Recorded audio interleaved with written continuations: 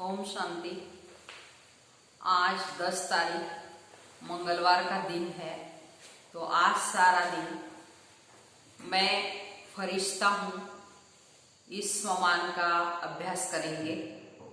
तो फरिश्ता माना भाव कहते देह की दुनिया से, देहधारियों से कोई भी रिश्ता नहीं माना फरिश्ता। फरिश्ता माना डबल लाइट, अत्यंत हल्का, कहते प्रकाश में काया वाला। तो सारा दिन ब्रह्मा बाप समान अव्यक्त फरिश्ता हूँ इस स्वमान का अभ्यास करना है। और साथ साथ आज बाबा ने कहा है कि बच्चों को एक फुरना हमेशा रहना चाहिए, वो है सतो प्रधान बनने का। तो बाबा कहते उसके लिए अपने अंदर जो भी कमी कमजोरी है वो निकालते जाना है, संपूर्णता की ओर जाना है। तो माया कोई भी गफलत न कराए, इसका भी पूरा अटेंशन देना है। तो आज का महावाक्य है, बाबा कहते मीठे बच्चे आत्मा को सतो प्रधान बनाने का फुरना रखो, माना फिक्र रखो। कोई भी खामी माना कमी रह न जाए, माया गफलत करा न दे। प्रश्न है, तुम बच्चों के मुख से कौन से शुभ बोल सदा निकलने चाहिए? उत्तर है, सदा मुख से यही शुभ बोल निकले कि हम नर से नारायण बनेंगे, कम नहीं। हम ही विश्व के मालिक थे, फिर से बनेंगे। लेकिन यह मंजिल ऊंची है, इसलिए बहुत खबरदार है, अपना पोतामिल देखना है। एम ऑब्जेक्ट को सामने रख पुरुषार्थ करते रहना है, हार्ड फेल नहीं होना है। ओम शांति। तो बाप बैठ रूहानी बच्चों को समझाते हैं। यहां जब याद की यात्रा में बैठते हो तो भाई बहनों को कहो कि तुम आत्म अभिमानी होकर बैठो और बाप को याद करो। ये स्मृति बार बार दिलानी चाहिए। तुमको अभी ये स्मृति मिल रही है, हम आत्मा है, हमारा बाप हमको पढ़ाने आते हैं, हम भी कर्मी इंद्रियों के द्वारा पढ़ते हैं। तो बाप भी कर्म इंद्रियों का आधार ले, इन द्वारा पहले पहले ये कहते हैं कि बाप को याद करो। तो बच्चों को समझाया गया है ये ज्ञान मार्ग है, भक्ति मार्ग नहीं। तो ज्ञान मार्ग सिर्फ एक ही ज्ञान सागर पतित पावन बाप देते हैं। तो तुमको पहले नंबर का पाठ यही मिलता है कि अपने को आत्मा समझ बाप को याद करो। तो ये पहला पाठ हमको पक्का करना है कि मैं देह नहीं आत्मा हूं। तो ऐसे अपनी आत्म अभिमानी स्थिति बनानी है तो बाप को याद कर सकेंगे। तो ये बहुत जरूरी है। और कोई भी सत्संग में किसी को कहने आएगा नहीं। भल आजकल आर्टिफिशियल संस्थाएं बहुत निकली हुई है, लेकिन तुमसे सुनकर कोई कहे भी परंतु उसका अर्थ समझ न सके, बाबा कहते हैं, तो समझाने का भी अकल नहीं आएगा। तो ये तुमको ही बाप कहते हैं कि बेहद के बाप को याद करो तो विकर्म विनाश हो जाए। तो विवेक भी कहता है कि ये पुरानी दुनिया है, नई दुनिया और पुरानी दुनिया में बहुत फर्क है। वो है पावन दुनिया, ये है पतित दुनिया। माना बाबा कहते पावन दुनिया में विकारी कोई भी नहीं, माना एक भी विकार नहीं। और पतित दुनिया में कहते हैं सब विकार है। तो बुलाते ही है पतित पावन, आओ आकर हमको पावन बनाओ। तो गीता में भी अक्षर है, माँ में एकम याद करो, देह के सर्व संबंध त्याग, अपने को आत्मा समझो। तो ये देह के संबंध पहले नहीं थे, माना ओरिजिनल स्वरूप हमारा आत्मा का है। तो जब हम पाठ में आते हैं तब ये सब संबंधी हमको मिलते हैं। तो तुम यहाँ आत्मा आती हो पाठ बजाने। तो गायन भी है, अकेले आए और अकेले जाना, है ना, और यह है मुसाफिर खाना। इनका अर्थ मनुष्य नहीं समझते।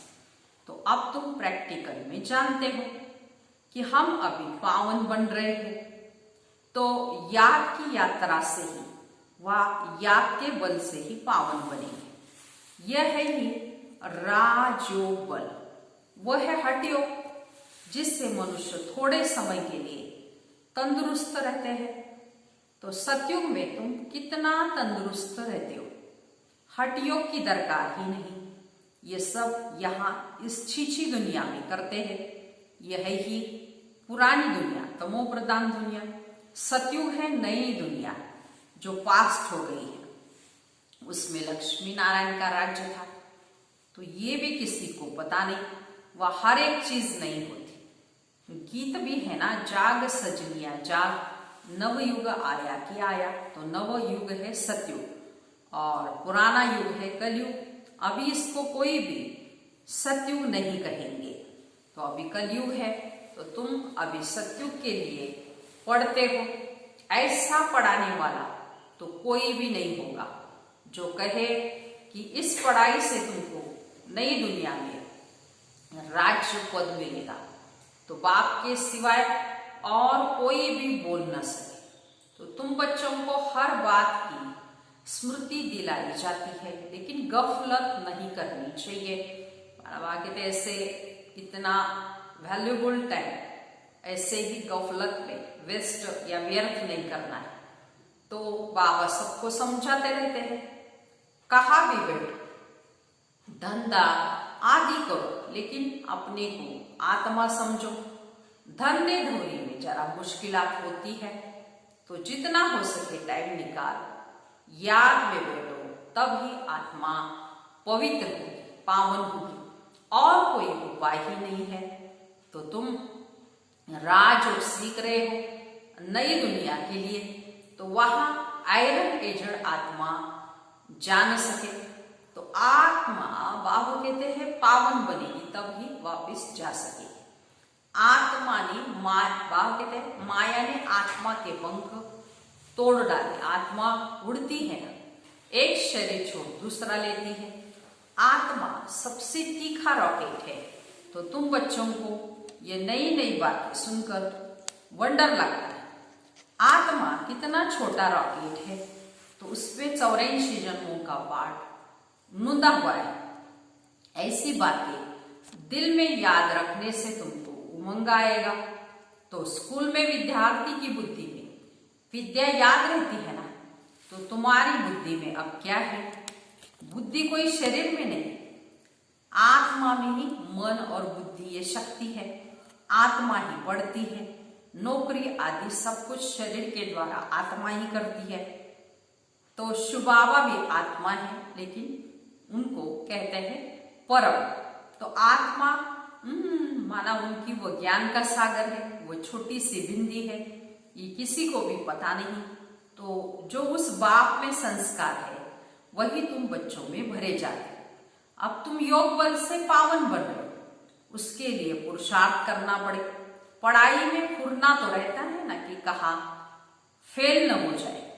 तो इसमें पहले नंबर की सब्जेक्ट ये है कि हम आत्मा सतो प्रधान बने, कुछ भी खामियां न रह जाए, नहीं तो नापास हो जाएंगे। माया तुमको हर बात में बुलाती रहती है। आत्मा चाहती भी है चार्ट रखे, तो सारे दिन कोई भी आसुरी काम न करे, परंतु माया चार्ट रखने नहीं देती है। तो तुम माया के चंबे में आ जाते हो। तो दिल कहती भी है पोता मेल रखे। व्यापारी लोग हमेशा फायदे और नुकसान का पोता मेल रखते हैं। तो तुम्हारा तो ये बहुत बड़ा पोता मेल है, जो 21 जन्मों की कमाई है। इसमें गफलत नहीं करनी चाहिए। बाबा कहते हैं बच्चे बहुत गफलत करते हैं। इस बाबा को तो तुम बच्चे सूक्ष्म तन में स्वर्ग में ही देखते हो। बाबा भी बहुत पुरुषार्थ करते हैं, वंडर भी खाते रहते हैं। बाप की याद में स्नान करता हूँ, भोजन खाता हूँ, फिर भी भूल जाता हूँ, फिर याद करने लगता हूँ। बड़ी सब्जेक्ट ये है। इस बात में कोई भी मतभेद नहीं आ सकता। तो बागदे सबसे बड़ी सब्जेक्ट है याद की। तो बागदे स्नान करते हो, भोजन खाते, उठते बैठते याद की स्थिति में रहना है। गीता में भी है, देह सहित देह के सब धर्मों को छोड़ो, बाकी रही आत्मा। देहों को भूल अपने को आत्मा समझो। आत्मा ही पतित तमो प्रधान बनी है। मनुष्य फिर कह देते हैं आत्मा निर्लेप है, या कहते हैं आत्मा सो परमात्मा स्वात्मा है, इसलिए समझते आत्मा में कोई भी लेप छेप नहीं लगता है। तमोगुनी मनुष्य शिक्षा भी तमोगुनी ही देते हैं। सतोगुनी बना न सके वो, तो भक्ति मार्ग में तमो प्रधान बनना है। हर एक चीज पहले सतो प्रधान होती है, फिर रजो तमो में आती है। कंस्ट्रक्शन और डिस्ट्रक्शन होता रहता है। तो बाप नई दुनिया का कंस्ट्रक्शन कराते हैं, फिर इस पुरानी दुनिया का डिस्ट्रक्शन हो जाता है। भगवान तो नई दुनिया रचने वाला है ना, तो ये पुरानी दुनिया बदलकर नई होगी। नई दुनिया के चिन्ह तो ये लक्ष्मी नारायण है ना, ये नई दुनिया के मालिक है। त्रेता को कोई नई दुनिया नहीं कहेंगे, तो कलयुग को पुराना, सतयुग को नया कहा जाता है। तो कलयुग अंत और सतयुग आदि का ये संगम युग है। समझो कोई एमए बीए पढ़ते हैं तो ऊंच बन जाते हैं, तो तुम इस पढ़ाई से कितने ऊंच बनते हो, मनुष्य से देवता। दुनिया इन बातों को नहीं जानती, उनको इतना ऊंच किसने बनाया। तो तुम अभी आदि मध्य अंत को जान गए हो, सबकी जीवन कहानी को तुम जानते हो। ये है नॉलेज। तो भक्ति में नॉलेज नहीं, सिर्फ कर्म कांड सिखाते हैं। भक्ति तो अता है, कितना वर्णन करते हैं, तो बहुत खूबसूरत दिखाई पड़ती है। बीज में क्या खूबसूरती है, इतना छोटा बीज और कितना बड़ा झाड़ होता है। तो भक्ति का ये झाड़ है। अतः कर्म कांड है भक्ति मार्ग में। ज्ञान का गुटका एक ही है, मन मना भो। तो बाबा कहते तमो प्रधान से सतो प्रधान बनने के लिए मुझे याद करो। तुम कहते भी हो हे पतित पावन, आकर हमको पावन बनाओ। तो रावण राज्य में सब पतित और दुखी है, राम राज्य में सब पावन सुखी है। राम राज्य, रावण राज्य नाम तो है ना, तो राम राज्य का किसी को भी पता नहीं सिवाय तुम बच्चों के। तो तुम अब पुरुषार्थ कर रहे हो। 84 जन्मों का राज भी तुम्हारे सिवाय कोई नहीं जानते। भल करके कहते हैं भगवान वाच मन मनाओ। सो क्या ऐसे थोड़ी कोई समझेंगे कि तुमने 84 जन्म कैसे पूरे लिए। तो अब चक्र पूरा होता है। गीता सुनाने वाले का जाकर सुनो, गीता पर क्या बोलते हैं। तो तुम्हारी बुद्धि में तो बाबा कहते सारा ज्ञान टपकता रहता है। बाबा पूछते हैं आगे कभी मिले हो, कहते हाँ बाबा कल पहले मिले थे। तो क्या पाया था, बाबा कहते हैं कल पहले मिले थे तो क्या पाया था। तो बाबा पूछते हैं और उत्तर देते अर्थ से। ऐसे नहीं कि तोते मिसल कह देंगे, फिर बाबा पूछते क्या क्यों मिले थे, क्या पाया था बाप से। तो तुम कह सकते हो हमने विश्व का राज्य भाग्य पाया था, उसमें सब आ जाता है। भल तुम कहते हो हम नर से नारायण बने थे, परंतु बाबा कहते हैं अगर नर से नारायण बने थे तो फिर कब मिले थे। बाबा अपनी दिल से पूछना है। नर से नारायण बने थे, विश्व का मालिक बने थे, उसमें राजा रानी और डीटी डायनेस्टी सब है, उनका मालिक राजा रानी प्रजा सब बनेंगे। इसको कहा जाता है शुभ बोलना। हम तो नर से नारायण बनेंगे ही, कम नहीं बनेंगे। तो बाबा कहते हाँ बच्चे पूरा पुरुषार्थ करो, अपने पोतामेल को देखना है किस हालत में ऊंच पद पा सकेंगे व नहीं। कितनों को रास्ता बताया है, कितनों की अंधों की लाठी बना। अगर सर्विस नहीं करते तो समझना चाहिए हम प्रजा में चले जाएं। अपने अपने दिल से पूछना चाहिए। अगर अभी हमारा शरीर छूट जाए तो हमारा पद क्या होगा? बहुत बड़ी मंजिल है, तो खबरदार रहना चाहिए। कई बच्चे समझते हैं कि बरोबर हम तो याद नहीं करते, तो फिर पोता में रखकर क्या करेंगे? उसको फिर हार्ट फेल कहा जाता है। वो पढ़ते भी ऐसा है, ध्यान नहीं देते। मियाँ मिट्टू बन बैठ नहीं जाना चाहिए। जो पिछाड़ी में फेल हो जाए, अपना कल्याण करना है। एम ऑब्जेक्ट तो बाबा कहते सामने ही है, हमको पढ़कर ये बनना है। तो ये वंडर है ना। कलयुग में तो राजाई है नहीं, सतयुग में फिर इन्हों की राजाई कहाँ से आई? तो सारा मदार पढ़ाई पर। ऐसे नहीं कि देवताओं और असुरों की लड़ाई लगी, देवताओं ने जीत कर राज्य पाया, नहीं। अब असुरों और देवताओं की लड़ाई लग कैसे सकती है? बाबा कहते हैं न कौरव और पांडवों की लड़ाई, लड़ाई की बात ही नहीं, लड़ाई की बात ही निषेध हो जाती। पहले तो ये बताओ कि बाबा कहते हैं कि देह के सब संबंध छोड़ अपने को आत्मा समझो। तुम आत्मा अशरीरी आई थी, अब फिर वापिस जाना है। पवित्र आत्माएं वापिस जा सकेंगी। सतो प्रदान आत्माएं बाबा कहते जाएगी, तो तमो प्रदान आत्मा तो जा न सके। आत्मा के पंख टूटे हुए हैं, माया ने पतित बनाया है। तो तमो प्रदान होने के कारण इतना दूर होली पवित्र जग जा नहीं सकते। तो तुम्हारी आत्मा कहेगी ना, हम असुल परम धाम के रहने वाले हैं। तो यहाँ ये 5 तत्वों का पुतला लिया है हमने पाठ बजाने के लिए। तो मरते हैं तो कहते हैं स्वर्गवासी हुआ। कौन? वहां शरीर गया या आत्मा? तो शरीर तो जल गया, बाकी रही आत्मा। वह स्वर्ग में तो जा ही नहीं सकती। तो कहते हैं शरीर जाता ही नहीं, शरीर तो यहाँ ही खत्म होता है। तो मनुष्यों को तो जिसने जो सुनाया वो कहते रहते हैं। तो भक्ति मार्ग वालों ने भक्ति ही सिखाई। किसी के ऑक्यूपेशन का तो भक्ति मार्ग में पता ही नहीं।